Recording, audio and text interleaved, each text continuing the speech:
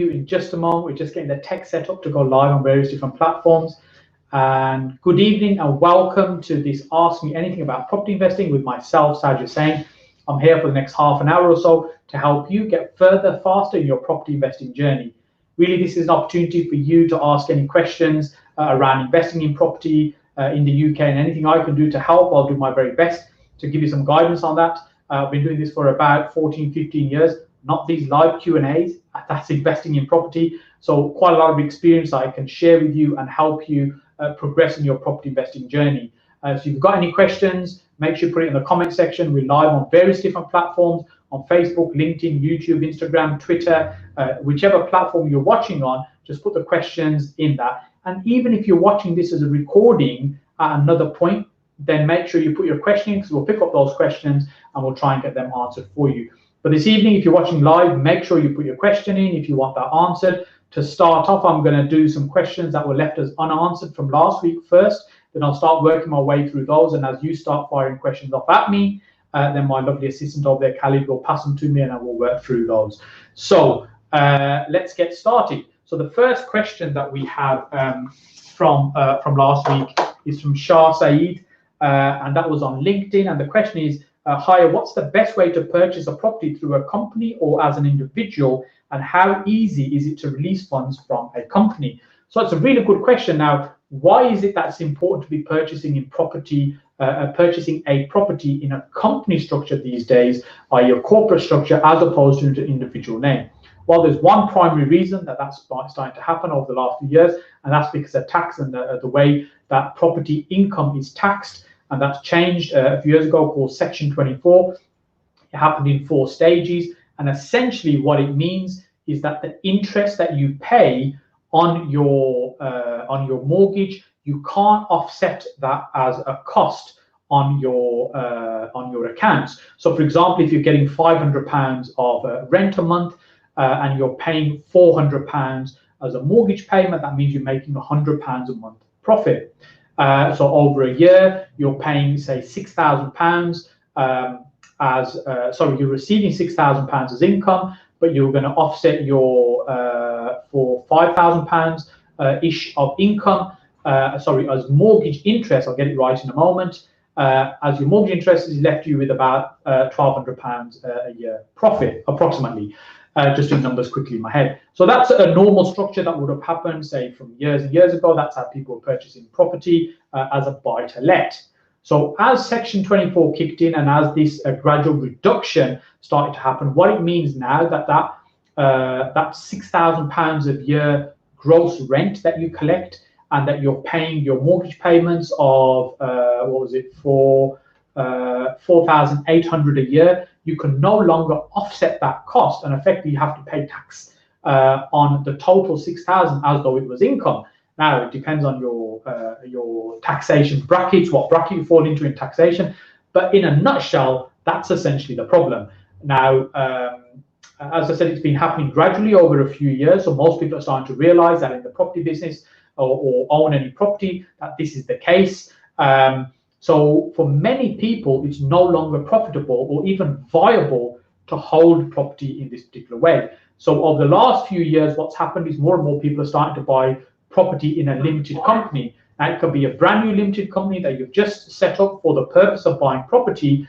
And so there's no issue about there having to be any history of buying property on that company, because many more mortgage lenders now provide products in the buy-to-let sector in this way than they used to, say, 6 or 7 years ago. 6 or 7 years ago, there's probably barely a handful of lenders that were lending to limited companies. All buy-to-let mortgages are pretty much as individuals or joint applicants. And now it seems to switch the other way around, where the vast majority of purchases are now through a company, because I haven't actually explained, in a company, you can still continue to offset your mortgage interest costs, which you can't in an individual name. That's probably the main reason. So it makes a huge difference, the amount of tax that you might end up paying on a portfolio, which is why people have incorporated this way.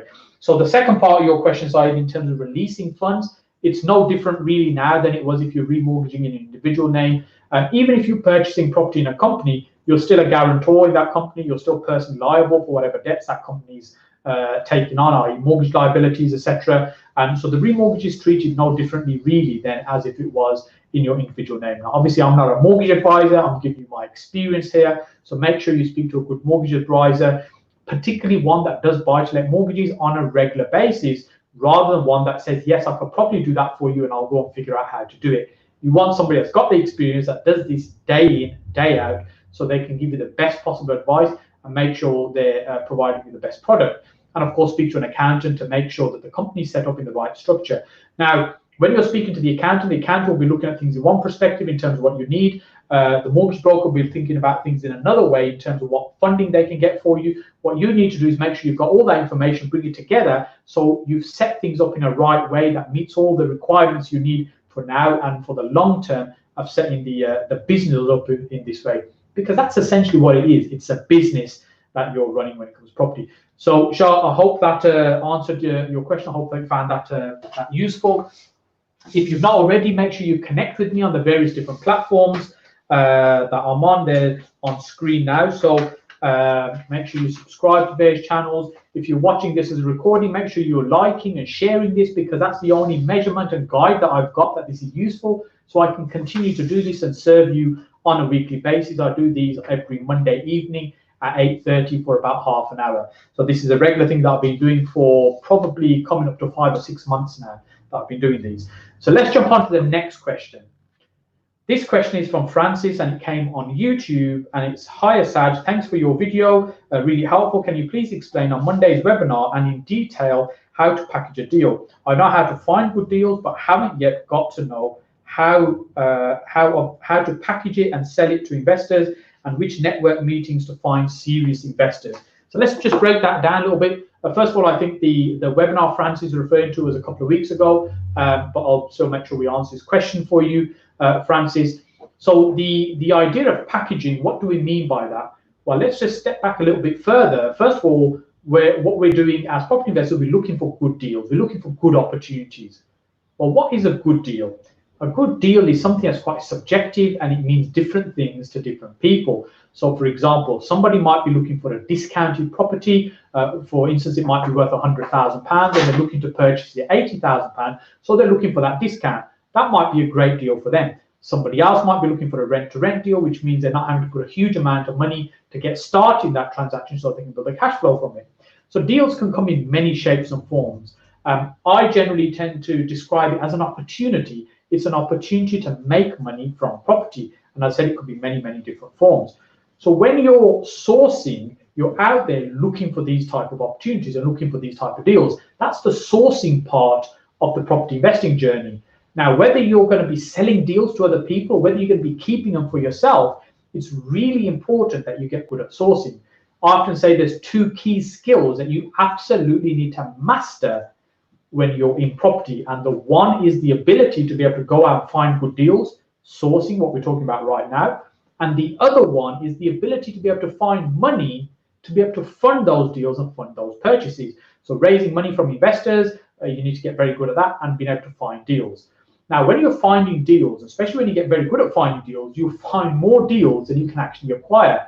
So what do you do with these? You can offer them to other people, you can sell them, and you make sure you do these in a compliant way. And I'm just going to kind of skim over this for you as an overview, because I could spend a day talking about deal sourcing and deal packaging. I'm trying to summarize it for you in the time that we have, so you get a grasp of what's involved. The one way to think about packaging is the next step from sourcing. Sourcing is the going out and finding deals. Packaging is getting it ready for somebody else in a nice gift for them to take on. Now, you might be sourcing for yourself, or you might be sourcing for other people. If you're sourcing for other people, then the packaging part comes into it. Now, these are not dictionary terms that you're going to be able to go and look up in the Oxford Dictionary. It's going to tell you what this means in the context of property. These are just terms that people have used, and they're quite common within the property industry that you'll come across. And sometimes, because they're not dictionary definitions, people have a different understanding of what they mean. So I'm giving you my if you like, understanding of what these terms are and how I use them. So sourcing is the ability to be able to go out and find good deals. That's what you're doing. Packaging is then offering those to somebody else, to be able to charge a fee for somebody. So for instance, going back to the example I just mentioned, if you have a £100,000 property and you're able to purchase it for £80,000, you secure that deal. You may not be purchasing it yourself, but you offer the opportunity to somebody else so they can take on this property and actually complete on that purchase for £80,000, how much money are they making? Not a trick question. They're making £20,000 in equity day one, pretty much on that purchase, right? So they've got £20,000 built in equity. Now, if you've organized all that, you've overseen, you found the property, you negotiated the deal, you've overseen the purchase by managing the solicitors involved or any agents or brokers, valuations, you've dealt with all that and you've overseen all that, you manage the vendor, you manage the buyer as well. That's what the packaging process is. And that's what you charge a fee for. And that fee can vary from, whatever people think is reasonable for that particular deal. It could be £2,000, £3,000, £5,000. It could be a percentage of the purchase price. There's no set figure. It's really what's about fair and what's reasonable. So when I was packaging, I was typically charging £2,000 or £3,000 for deals. It just depends what's in the market. I've not been packaging for quite some time because we're sourcing and keeping for ourselves rather than offering deals to other people, because the market right now is such that we can cherry pick deals that we want. And if it's not a great deal, my view has always been, well, if I would buy it, I would offer it to somebody else if it's not a great deal. So in a nutshell, that's what packaging is. It's overseeing that full process of managing the vendor, managing any agents involved, managing the broker, the surveyor, the solicitors, the buyer, the whole thing, overseeing that and being responsible to do it. Here's the thing, it is a headache. There's no two things about it. I'm not going to lie to you. It is a headache in packaging deals because sometimes the deals fall out of bed because there's so many moving parts from the point to find the deal to the point of completion and the buyer getting the key to that property. There's so many moving parts. One of those could fail, which means the deal falls apart. So it's a lot of work, but actually can be very profitable as well, particularly if you get very good at finding deals. It means you can offer them to other people. And as I said earlier, there is some compliance that you need to be aware of. The simplest way to understand this, if you think about what an estate agent does, an estate agent sells property for a vendor, the seller of a property, finds them a buyer and charges a fee for that particular transaction. As a packager, you're doing a very similar thing, but the other way around. What I mean by that is you're working for the buyer as the buyer is paying you a fee as opposed to the seller, but the rest of the process is not that dissimilar from a normal estate agent, hence why regulation compliance that falls into the estate agent industry is what is also what we have to adhere to as packagers of deals. So I hope you found that useful. I hope that's given you some background on that, Francis. So let's jump on to our next question. Just before we do that, for those of you that are aware, I run a monthly property meet in Birmingham where we have about 100 people there each month. Unfortunately, we're being a bit coronaed right now. So what does that mean? So with the circumstances and everything that's going on, we've decided not to run the live event. We're going to switch it to an online event rather than a live in-person event. It means we're still going to have the same guest speakers. We're going to be sharing the same content. The great news for you is because I don't have the hotel costs and the food costs, it means I'm not charging for this either. You can jump on. Khalid, if you can put in the comment section the link to the webinar, please. So somewhere in the comment section, there'll be a link to the webinar that I'll be doing tomorrow evening at 7 o'clock. It essentially will be an online presentation of our normal monthly meeting. We'll have a guest speaker, David, talking about the economics of the market right now. So we're in turbulent times. That also means there's huge opportunities that get presented at this moment in time, is understanding how to benefit from them. So David will be sharing his thoughts around that. And then Ahmed will be talking about the budget that we had last week, what actually impact that has for us as property investors and what opportunities it presents. So that'll be from 7 o'clock. We'll probably run for about an hour and a half, 2 hours maximum. So make sure you book onto that. The link will be in the comment section below there. So have you got any other questions for me? Shall I just carry on with these? So I've got a couple of I think live questions that just come through. Let me just take those. So I've got a question on LinkedIn. This is Damien Pantling. He's head of finance at Barnet Council. Can I start with £1? It's a bit of a broad question. In a nutshell, you can absolutely start with £1 or you can start with nothing at all. So if you're not aware of my story already or my background, I ran an IT company for many, many years, and I've always worked for myself. About 14-ish years ago, I started looking at property as a way of getting started. I made a lot of money from IT, but unfortunately, I managed to lose it all and start with pretty much nothing. So the only thing I had when I started in property was just a burning desire to want to make it work. Has it been an easy ride? No, it absolutely has not. If you follow me, you'll know I'm very straightforward and transparent. I'll tell you as it is. I don't give you any BS versions or the dressed up versions. It's been tough. It's been very, very hard. And if I ever had to start again, God forbid if I ended up in that situation, I'm sure I'd be able to build up the whole thing a lot quicker. The reason being because the knowledge, the experience, and the contacts I've created over that time. And the contacts has been one of the things that's made the biggest difference to me. It means I've been able to pick up the phone to people, get assistance on getting things done, understand things that I may not have understood in terms of how to resolve certain issues. That means it's built me up a network of potential investors who fund deals with me. It's built me up a good network of sources who bring deals to me as well. So it's put me in a very, very good place. So the people I've met over the last 14 years or so have made a huge difference in terms of my property journey. That's one of the reasons I still do this. I share my knowledge, experience. It means I continue to grow my contacts. It means people reach out to me that might want to work with me, to invest with me, bring deals to me, or looking for some mentoring. So the reason I'm doing this is I'm constantly growing my network, hence running the live events as well. So what's this got to do with starting with £1? The point is, it's not about the money, it's about your drive. If you're driven and you're focused, you absolutely can start. There's so many things you can do that require little or no money.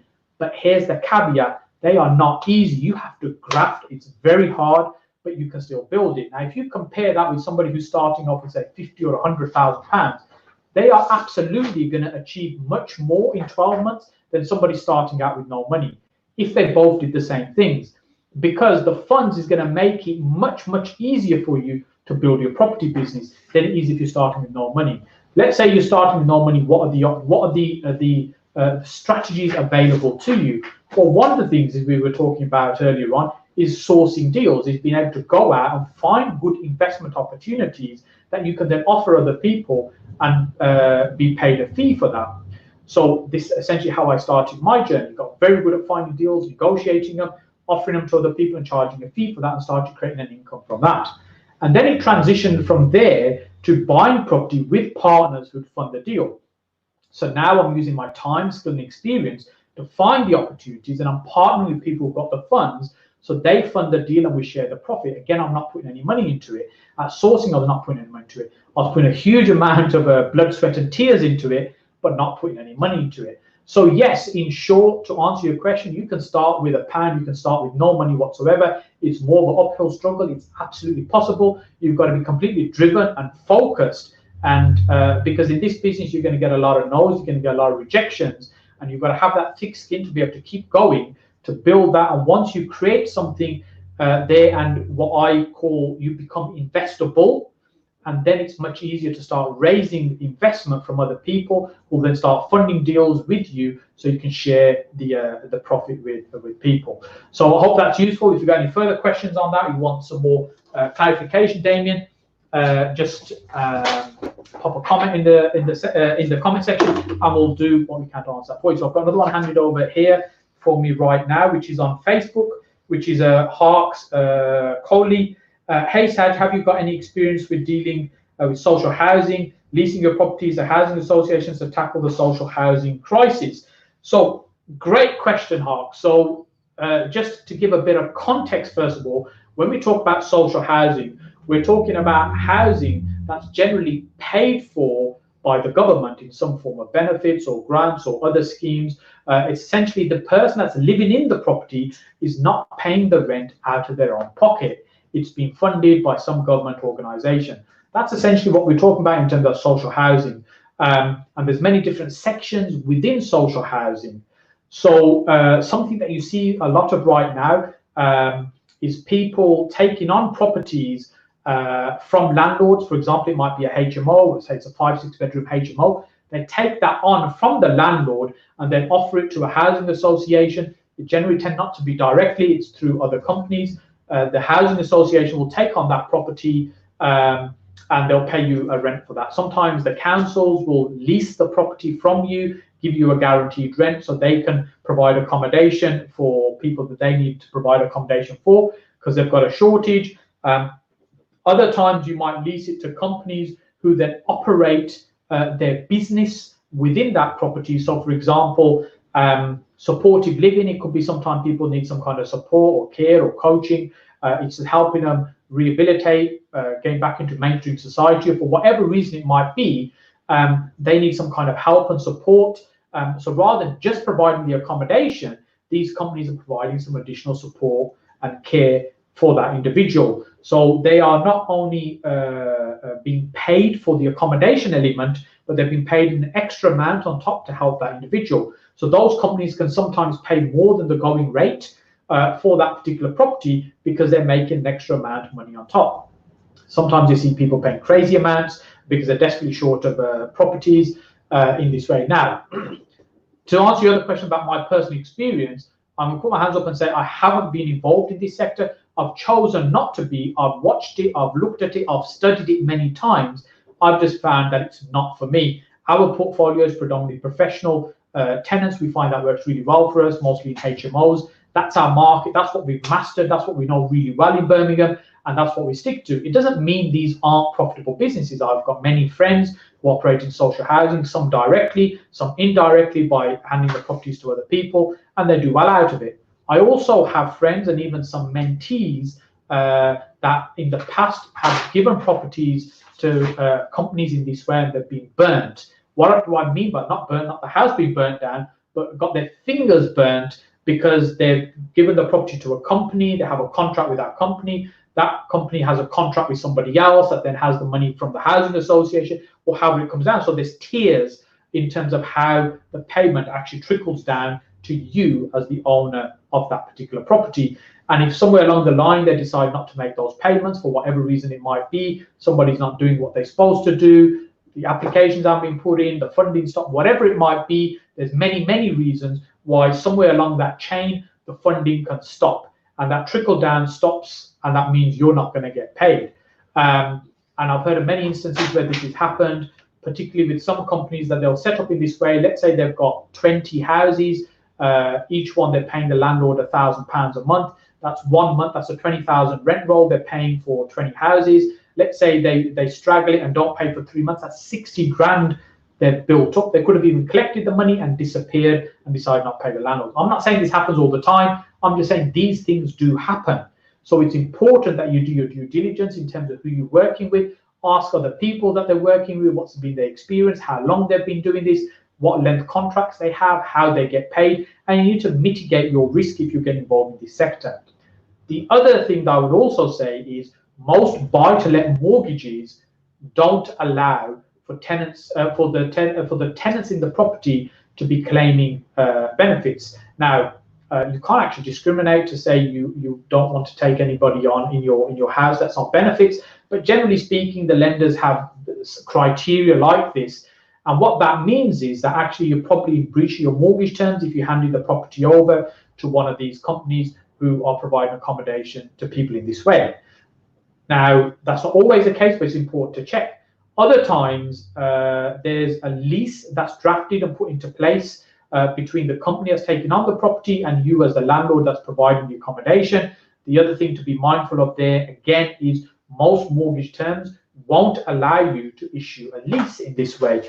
The permission will be only for standard AST contracts, 6 months or a year quite often, but not issue leases. So it's really important that you do your due diligence and understand this market before you make a decision to go ahead. As I said, I'm not saying it's not profitable, it doesn't work. It can be profitable and it can work. It's something I've chosen not to do. I've chosen to stick to what I currently do, and I think that works really well. So I hope you found that useful. So let's jump on to another question. So these ones are just coming through now live. So this one's also on YouTube. This is Val Odesi. Apologies if I pronounce that incorrectly. Any insight into legalities of rent-to-rent, including what types of contracts to use, what types of insurance you need, and also would be great. So just to give you an overview, not dissimilar to the question we were just doing, when you're taking on a property in a rent-to-rent, my belief is there's two key ways that you can do that in terms of contractually. Let's say you're the rent-to-renter that's looking to take the property on from somebody. So you can either take that property on as a lease which means you become the landlord. If, as the rent-to-renter, if you take that property on a lease, if you lease that property, say from the landlord for 10 years, you are now the new landlord effectively, and you can issue tenancies underneath you as the landlord. You can issue tenancies, you can issue Section 21, Section 8 notices for evictions, you can go to court, evict tenants, etc., etc. For all intensive purposes, you are now the landlord of that particular property. That's my preferred way to set up rent-to-rents. So what's the challenges in doing that? Well, the first challenge is if there's a mortgage on the property, most mortgage lenders won't allow you to issue a lease, like I mentioned before. That means if a lease is issued, it'll be in breach of the mortgage terms. So how do you get around that? Well, the most easiest way to do that is to actually find properties that don't have a mortgage on them. And you'll be surprised at how many properties investors actually have out there that don't have mortgages on them. There is a stat available, I don't have it to mind right now. There's a significant number of properties that don't have mortgages on them, particularly those that have been investing for quite some time. Let's say you had an investor who's been buying property, say 30 years ago, that mortgages, they had it on a repayment of 20 years, 25 years, often they're all paid off. There's no mortgage on it, they haven't remortgaged it, they haven't decided to borrow anymore. In our world, we might be thinking about leveraging and growing that, but not everybody necessarily is thinking that way. So there's lots and lots of property out there that has no mortgages on there, and that's the best ones to use for a lease. The second part, or the second contract that you could use, if there is a mortgage on the property, is a management agreement. A management agreement allows you to manage that property on behalf of the owner of the property. You are now not the landlord, you are a managing agent. The owner of the property is still the landlord, so any contracts that you issue are between the landlord and the tenant that's in the property. You're effectively a managing person that sits in the middle, not that dissimilar from a managing agent. Now, if you go down this route, you then have to make sure you're set up and you're compliant as a letting agent. This is the mistake many people make. They look at rent-to-rent as an overall model, they rush out and take on property, they use the wrong paperwork, the wrong contract. Don't assume the person you're taking the property on from, if say it's through an agent, that actually understand fully what you're doing and even use the right contract. The vast majority of people I see doing rent-to-rent, I'd say, are doing it in an incorrect way and not following this process of setting up the contracts in the correct way. So the advantage of using a management agreement is that you're not the landlord, you're just managing, you're charging a fee for that particular service. The disadvantage is ultimately, when you're doing these contracts, you're issuing tenancy agreements or trying to evict tenants, you're acting on somebody else's behalf rather than be doing these things on your own. It's, in my view, a little bit more cumbersome, which is why I prefer the lease route, but with the lease, particularly looking for properties that don't have a mortgage on them. So I hope that helps. I hope that gives you a little bit of an overview. Just make sure I've fully understood your question. I've answered all bits of that. Or insurance is the other bit that you asked. With regards to insurance, if you're, depending on what you're going to do with the property, assuming you're running it as a HMO, then you need to make sure that your broker, your mortgage broker, knows that that's what you're using it for, so the right insurance is put into place. And if you're using a service accommodation, again, that you're doing the right, if you're putting the right insurances in place to cover for what that property is going to be used for. Because God forbid, if there's a claim on that property, let's say there's a fire, and you don't have the right insurance in place, they're not going to pay out because you haven't declared what you're using that property for and who it is that's occupying that particular property. This is, again, earlier we talked about social housing. One of the challenges with social housing is that insurance is much higher because it's deemed a higher risk sector in terms of letting property. So making sure you've got the right insurance in place. If it's a management agreement, then effectively your landlord is going to have to be involved in that process. If it's a lease, then there's a bit more flexibility in terms of how you set that up. But a good mortgage broker that understands this sector and has done this type of insurance before is who you need to speak to, should be able to help. On any of these things, if you're looking for a particular contact that might be able to help you with this, just ping me a message and I'll do what I can to help. So hopefully you found that useful. That answered your question there, Val. So jumping on to our next question, which is on LinkedIn from Sarah. What impact will the coronavirus have on property investment? That's a great question and very timely right now. So we're probably a couple of weeks into kind of all this building up in the UK, and change is happening really quickly. So Just last week, we were thinking about running our monthly meeting as usual on Tuesday, which is tomorrow evening. But because things are moving so quickly, we've made the decision actually not to go ahead with that. We're now going to run that as a virtual event, as I mentioned earlier on. So, things are moving very, very quickly right now, and it's a little bit difficult to gauge where it's going to go. Let's say this is something that runs for a few weeks and then things settle a little bit and things become a bit more calm. If that was to happen, then it's not going to have as much a big impact to the market.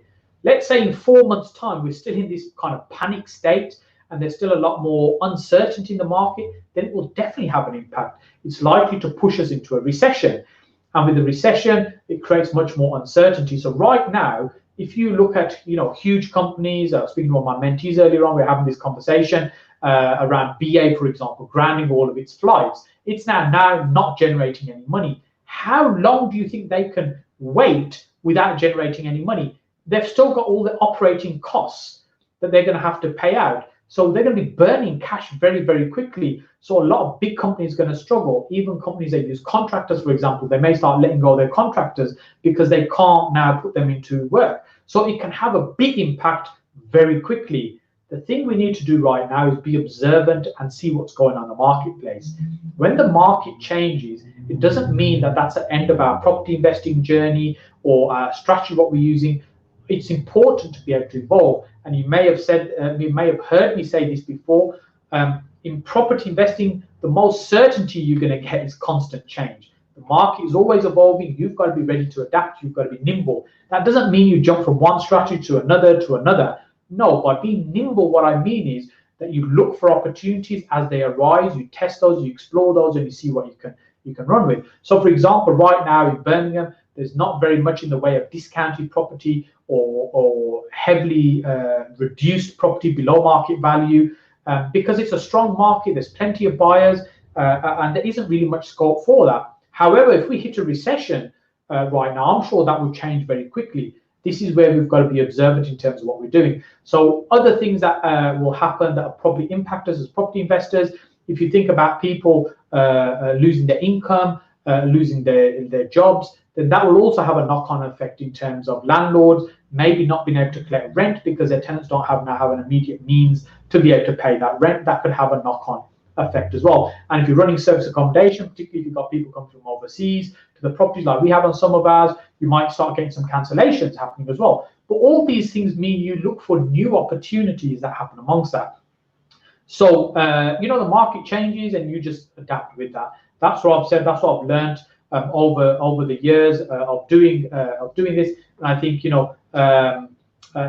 a time like this, you've just got to be observant. And I'm sure you've heard the saying that you don't follow the masses. Observe what they're doing, but you do the opposite. It doesn't mean you do the opposite of everything everyone else is doing. But if everybody's kind of running this way, you've got to take stock of why is that happening, what's going on, and what opportunities are they leaving behind that you can potentially benefit from. So look, hopefully you found that useful, Sarah. Hopefully that's answered your question. Let me just, before I wrap up here, just tell you again about our tomorrow evening online presentation. So Tuesday the 17th of March, where we normally would have had our monthly meeting in Birmingham, our live event. Because the current situation right now, we've decided not to run it as a live event and we're going to run it as an online meeting. That means that we still have the guest speakers that we're going to have. We're going to be talking about the impacts of coronavirus in property. We're going to be talking about the property cycles, possibly recession, how that's going to impact us and the opportunities that will present for us as well. And also we'll be doing a little bit of a breakdown of the budget that happened last week, the implications of that for us as property investors, and also the opportunities that exist there. So I encourage you to book on for that. There should be a link in the comment section below. You can link on to that for tomorrow evening's webinar, and then I'll look forward to seeing you there. And if for some reason you can't make that, you're missing out. But if you can't make that, I'll look forward to seeing you here next Monday at 8:30. Thank you so much.